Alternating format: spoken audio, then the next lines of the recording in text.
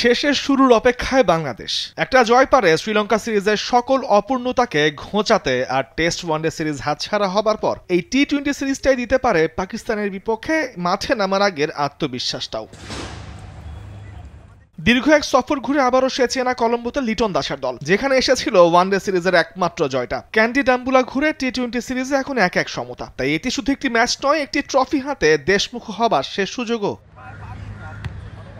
গেল ম্যাচে দুই ওপেনার তানজিদ তামিম এবং ইমন রান পাননি। তৃতীয় ম্যাচে ভূমিকা রাখতে হবে দুই টপ অর্ডার ব্যাটারকে। 13 ইনিংস পর অর্ধশতকের দেখা পাওয়া অধিনায়ক লিটন দাস চাইবেন ফর্মটা এই ম্যাচেও ধরে রাখতে। অফ ফর্মে থাকা মেহেদী হাসান মিরাজের ব্যাটিং অর্ডারে আসতে পারে পরিবর্তন, অথবা তার বদলে নাইম শেখকে একাদশে দেখা গেলেও অবাক হওয়ার মতো কিছুই থাকবে না।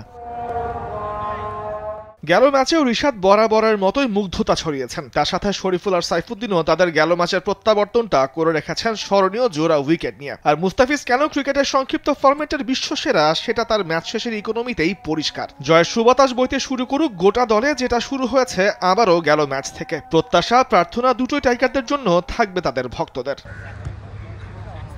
লাল সবুজের জন্য শ্রীলঙ্কান সফরটা ছিল উত্থান আর পতনের কাব্য। শেষ ম্যাচ, শেষ সুযোগ, কমপক্ষে একটি সিরিজ জয় দিয়ে দেশে ফেরার স্বপ্নটা শেষ নয়, এখান থেকে হতে পারে নতুন শুরুর গল্পটাও। তামিমুর রহমান, স্পোর্টস ডেস্ক, দেশ টিভি।